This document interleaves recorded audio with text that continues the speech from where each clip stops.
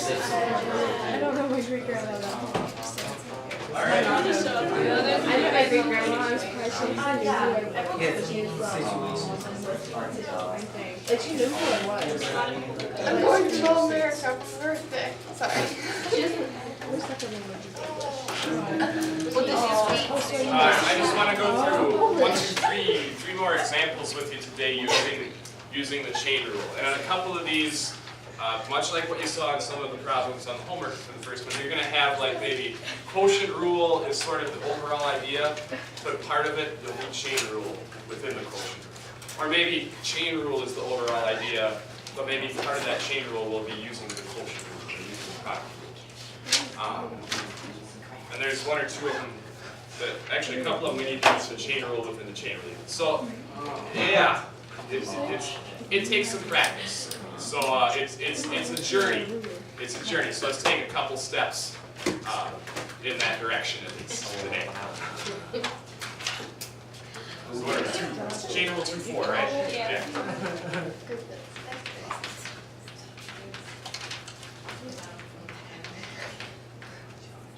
We're just gonna, we've talked about chain rule.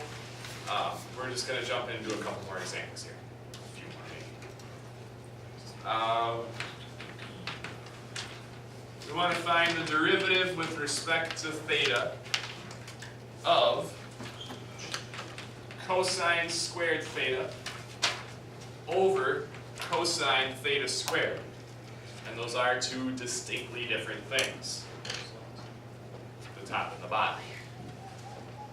This means find the cosine of some nice little angle called theta and then square the result. This means make your angle different and then take the cosine of that. So we can't do any real reduction top to bottom or anything. We just gotta sort of roll up our sleeves and jump in. Alright, can you like algebraically write that so I can understand? Like with parentheses?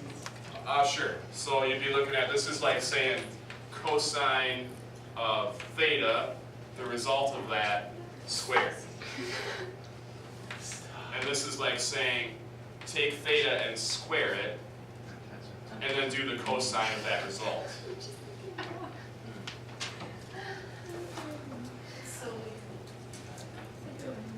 By the way, if you're doing stuff on a graphing calculator and you have to type in this function, you can't type it in like this. The calculator, at least the ones we have won't. Maybe other models will, but the ones I have here won't.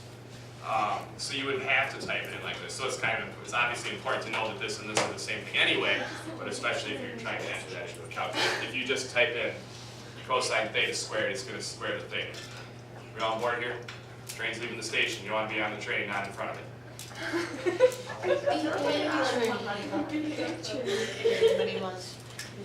All right. So now,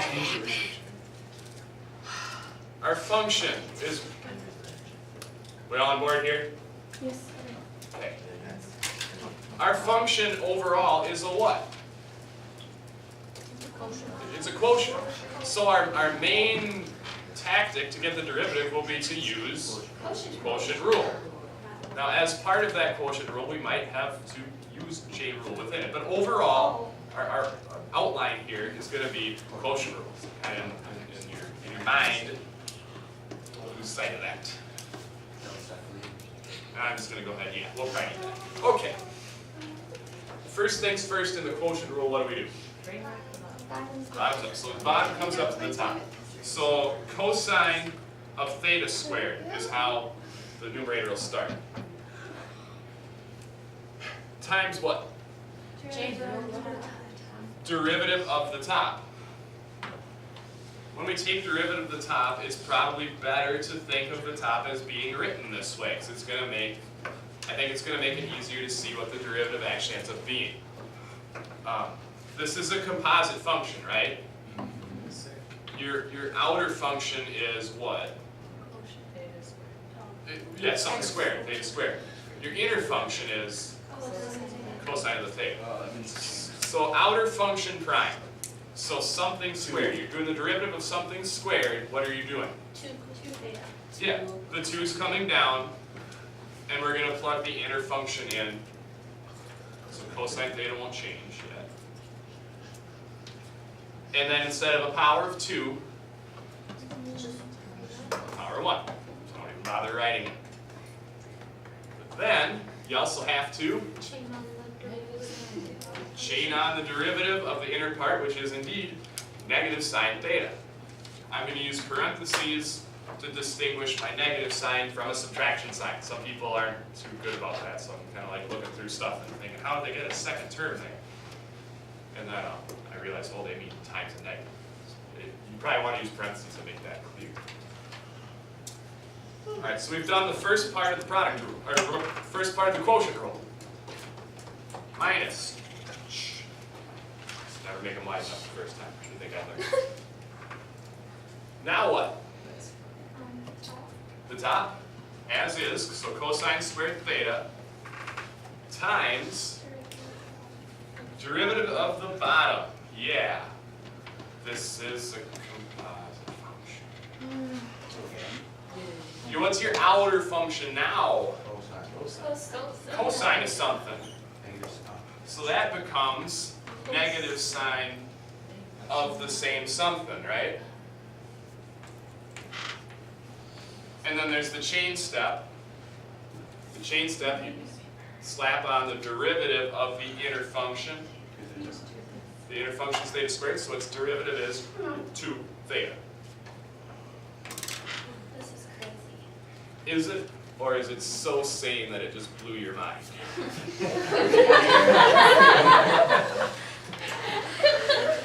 Alright. And then the bottom of the quotient rule, what do you do for the bottom?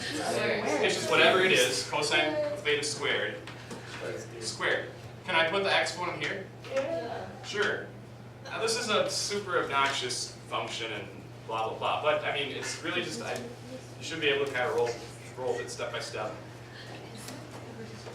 We can probably clean this up maybe, sort of, kind of. I don't know.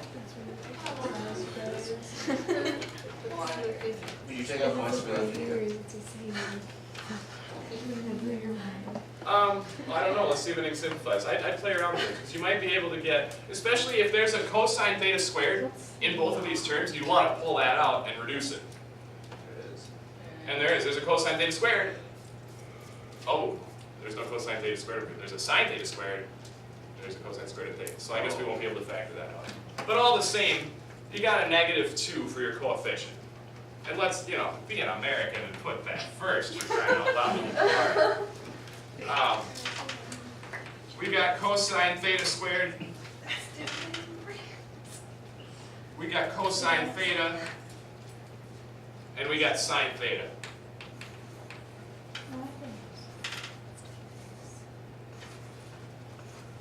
Is everyone okay with that, cleaning up that? Okay. And then over here we got a negative. So really we got a plus, don't we? Yeah, and we got a 2 theta as our, you can put that out front. And then a cosine squared theta. And a sine theta squared, right?